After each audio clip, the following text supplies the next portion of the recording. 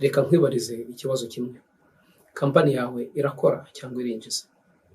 Niba wansubiza uti kuri kampani yanjye hacaho amafaranga agera kuri miliyoni 20, ibyo si ikibazo ariko ni ikimenyetso. Biratuma nkubaza ikibazo cya kabiri. Mbese muri izo miliyoni 20 hasigara nangahe nyuma yo gukuramo ibyo usabwa kwishyura? Aha niho benshi batangira guceceka, kuko amafaranga yinjira muri kampani atandukanye cyane n'amafaranga kampani yunguka. Ushobora kugira abakiriya benshi, ukagira abakozi benshi, ukinjiza amafaranga menshi mu bucuruzi bwawe ku buryo konti yawe ihoraho muvamo, ariko ibyo si byo bisobanura ko kampani yunguka. Uyu munsi kuri Bridge Link Finance tugiye kuganira ku itandukanyirizo riri hagati y'amafaranga umuntu acuruza, urwunguko ndetse n'amafaranga cash umuntu aba afite. Ntujye kure urangize iyi video.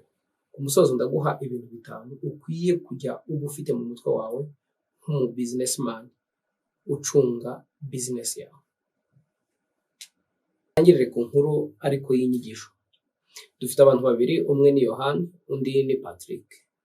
Yohana afite kampani ye icuruza miliyoni 20 ku kwezi, ariko ibyo asabwa byose bifata miliyoni 18,500. Ubwo iyo urebye usanga amafaranga asigara twakwita net profit ari miliyoni 1.5. Kampani ye icuruza miliyoni 12 ku kwezi, hanyuma ibyo basabwa kwishyura byose, cost zose zimutwara miliyoni 8. Yasagura agasagura miliyoni 4, ariyo twakwita net profit. Muri abantu babiri bombi ufite kampani ihagaze neza ninde? Ufite business model iri profitable ninde? Ahangaha rero ntabwo ikibazo ari ukureba uwacuruje byinshi, ahubwo dukeneye kumenya ngo uwasigaranye byinshi ninde.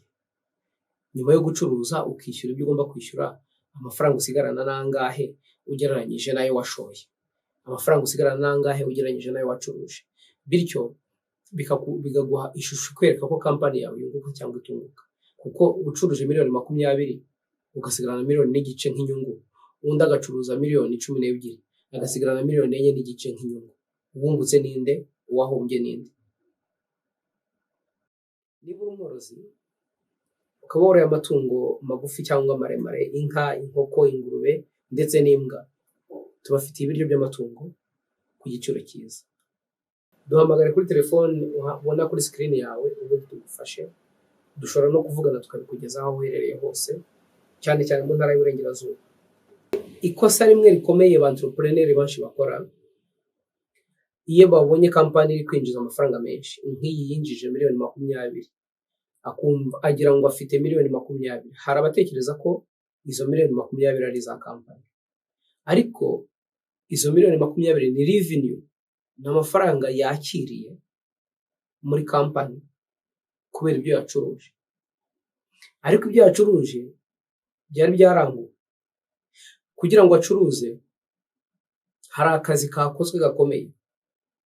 Afite abakozi ahemba, abazamu, aba accountant, aba store manager, store keeper, abakarani bikorera cyangwa baterura, abapakira, abapakurura, abo bose ni abakozi bahembwa. Ubwo rero nutekereza ko za miliyoni 20 ari za kampani, kandi ufite abantu batanze service muri ya kampani, ukaba waranguye, urumva uraba wibeshye cyane. Amafaranga yawe arimo ni make cyane muri ayo ngayo.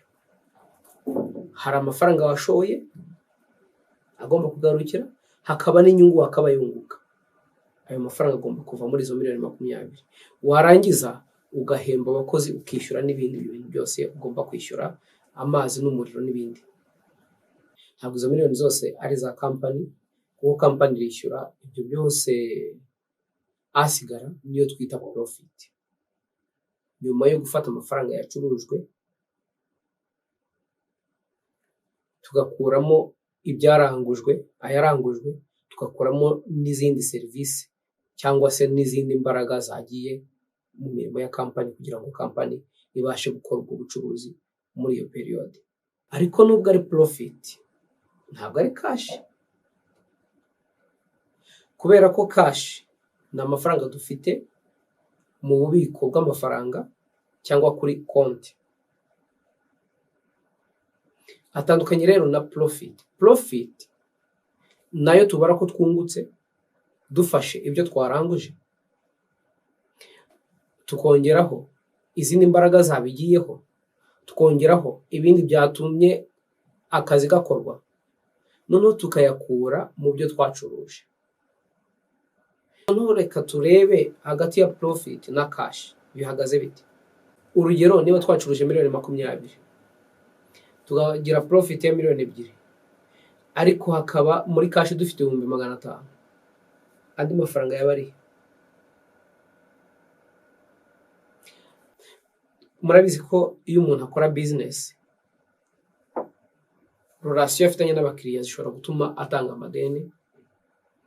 Hari n'ibigo bikugurira bitakwishyura cash ugatanga credit, kimwe nuko nawe ushobora kujya kurangura on credit. Ariko ahangaha turi kureba ku ruhande rw'uwacuruje, wowe nka business owner uri gucuruza gizemo urwunguko rwa miliyoni 2, ariko ukaba ufite cash 500,000, andi akaba miliyoni 1.5 akaba ari ideni.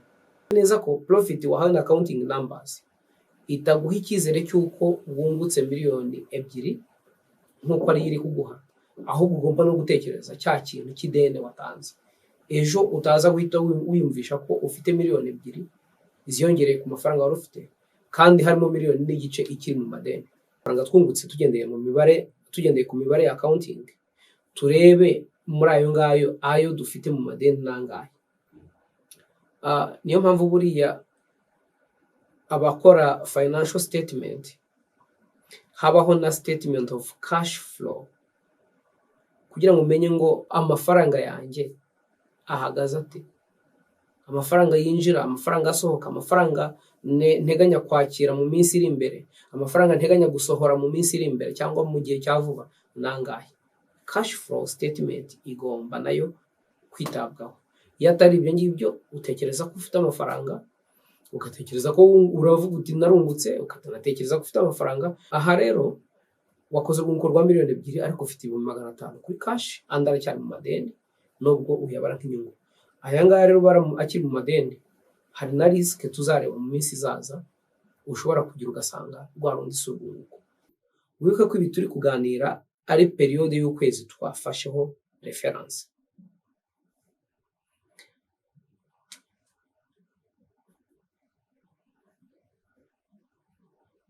Reka tureba, umwe yakoze revenue za miliyoni 20, undi akora revenue za miliyoni 12, abafite cost ya miliyoni 18 undi cost za miliyoni 8. Profit, umwe afite profit ya miliyoni 1.5, undi afite profit ya miliyoni 4. Ariko turebe kuri side ya cash available, amafaranga ahari, urabona ko afite 700,000, mu gihe Patrick afite miliyoni 3.5.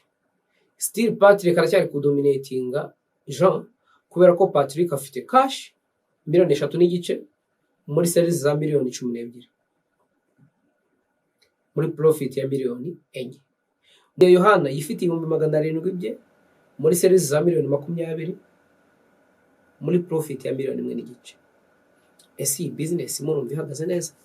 Hari abashoramari rero babaho mu bihe nk'ibi ngibi, ariko icyo tuba dukoreye iki kiganiro kugira ngo wige umenye uko ukwiye kuyobora business yawe, uko ukwiye gukurikirana business yawe, kugira ngo niba hari ahantu wenda kujya muri risk ubimenye hakiri kare, ukosore ibyo ukwiye gukosora. Komeza gukurikira ibiganiro bya Bridging Finance, tuzakomeza kubaha ibiganiro bifasha kubaka business zanyu, uko wakora investment ndetse nuko wakubaka ubukungu buhamye.